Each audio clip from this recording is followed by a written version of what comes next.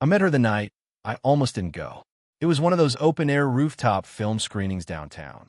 Cheap projector, folding chairs, people pretending they loved old foreign movies. I've been living alone for almost a year by then. 27. Stable job. Clean apartment. Quiet evenings that stretch too long. Loneliness doesn't scream. It just sits with you. I remember standing near the snack table, holding a paper cup of warm soda, when she asked, "Is this seat taken?" I looked up. She was 25. Hair tied loosely, oversized sweater, holding her ticket like she wasn't sure she belonged there. Not flashy. Not loud. Just present. "No," I said, probably too fast. "It's free." She smiled and sat down. We didn't talk much at first. The movie started, and the wind kept messing with the screen. At one point, the audio cut out, and everyone groaned. She leaned toward me and whispered, "I think this is the most dramatic silent film ever." I laughed. It caught me off guard. I hadn't laughed like that in a while. After the movie ended, people started leaving in groups. She stayed seated, looking out at the city lights like she wasn't in a hurry. "Do you actually like films like that?" I asked. She shrugged. "I like watching people feel things." That answer stayed with me. We ended up walking down the stairs together. She told me her name was Alina. She worked in event planning, lived with a roommate, loved morning coffee more than night drinks. I told her I worked in urban design, that I'd moved to the city 2 years ago, that I didn't know many people yet. She didn't say, "Oh." She didn't look at me with pity. She just nodded like it made sense. At the bottom of the stairs, there was that moment, you know the one, where you either say goodbye forever or something else. "Well," she said softly, "maybe we'll run into each other again. Or we can make that happen," I thought. I surprised myself. "Coffee tomorrow. There's a place 2 blocks from here." She hesitated, not because she didn't want to. It felt like she was measuring something invisible. "Okay," she said. "Tomorrow." That night, back in my apartment, I didn't turn on the TV. I didn't scroll. I just sat on the edge of my bed, replaying her laugh. It wasn't love, not even close. But it was the first time in months that I felt curious about tomorrow. And that curiosity was enough. Coffee turned into a 3-hour conversation. That was bonding scene 1. She showed up wearing jeans and a light jacket, hair down this time. She ordered something complicated. I stuck to black coffee. We talked about families. Hers was loud and close. Mine was distant but kind. She told me she wanted to travel more before turning 30. I told her I liked building things that stayed.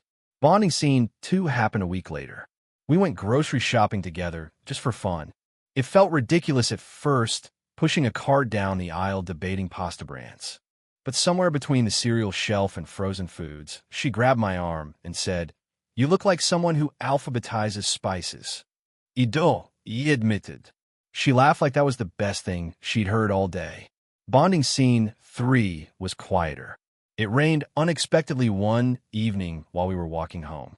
We ran under a cafe awning, soaked and breathless. She looked at me and said, "I haven't felt this light in a while." "Light?" I asked. "Like nothing heavy is sitting on my chest." That's when she told me her last relationship ended because they wanted different futures. He wanted stability immediately. She wanted movement. "I'm still figuring myself out," she said. "I don't want to promise something I'm not ready for." I nodded. "That makes sense." I didn't say what I was thinking. I was tired of figuring things out. I wanted something steady. But we didn't need to solve the future that night. Slowly, routine formed. Wednesday dinners at my place. Sunday morning walks. Texts that started with "Did you eat?" and ended with "Good night." It felt easy. And in this realistic love story, ease was everything. One night, as she lay with her head on my chest, she traced circles on my arm. "Where do you see yourself in 5 years?" she asked. I answered honestly. "Probably still here. Maybe buying a place. Maybe starting a family." She went quiet for a second too long. "I don't even know what city I'll be in next year," she said lightly. We both smiled, but something small shifted. The disagreement wasn't dramatic. It happened over takeout containers on my kitchen counter. She'd been offered a short-term project in another city. 3 months. Maybe more. "You should go," I said automatically. "You don't sound like you mean that." I didn't mean it. I just didn't like it. I don't know how that works for us. She leaned against the counter, arms crossed but not defensive. It's temporary. Temporary things change people, I said quietly. We didn't fight. No raised voices. Just slower responses. That night, she went home instead of staying over. Lying in bed alone again felt different this time. Not familiar, just heavier. I started overthinking everything. Was I moving too fast? Was she moving too slow? Was this another case of right person, wrong time? Our conversations grew careful. Not cold, just cautious. And silence, I learned, can weigh more than words. She got the offer officially 2 weeks later. 6 months now. I watched her read the email on my couch. Her shoulders stiffened. Not excitement, not fear, just awareness. They want me there by next month, she said. I nodded. That's big, I added. She looked at me like she was waiting for something, maybe permission, maybe reassurance. Are you mad? She asked. No. Are you okay? I exhaled. I don't know. We sat side by side, not touching. I can't not take this, she said. I know. And you can't pretend this doesn't change things. I know. Short sentences. Heavy air. I reached for her hand. She held it, but loosely. We stayed like that for a while. Then she whispered, I don't want to lose you. I swallowed. I don't want to lose you either. But neither of us said how to keep this. And that quiet pause said everything. After she moved, we tried. Texts in the morning. Calls at night. At first, we counted days until visits. Then weeks. Her messages got shorter. Not colder, just busier. Long day. Exhausted. Talk tomorrow. I missed her calls once because of work. She missed mine because of meetings. We both said, it's okay. We visited each other once during those months. That weekend felt almost normal. We cooked. We laughed. We walked through her new neighborhood like it belonged to us. But when I left her apartment Sunday evening, she hugged me a second longer than usual. Text me when you land, she said. I will.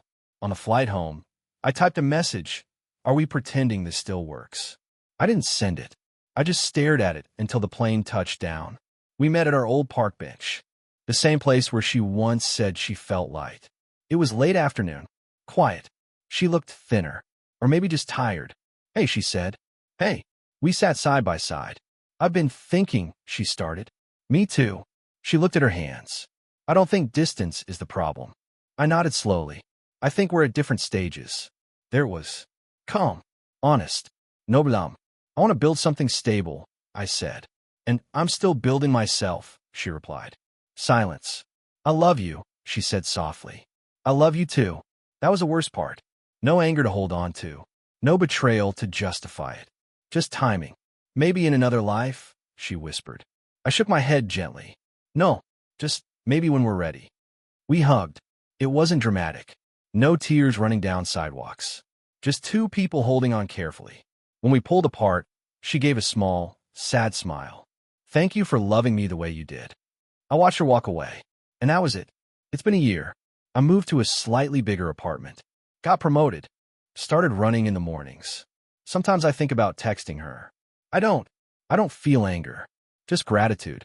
That relationship taught me that a romantic breakup story doesn't need villains. That an emotional love story can end without someone being wrong. We weren't growing apart because we stopped caring. We were growing in different directions. Relationship timing is real. And sometimes the most mature breakup is the one where you let go with love. I don't regret her. I don't resent her. If I saw her today, I'd probably smile and ask how she's doing. Because loving someone at the wrong time doesn't make it wasted. It makes it human. And sometimes, the right person, wrong time isn't a tragedy. It's just life teaching you how to love better next time.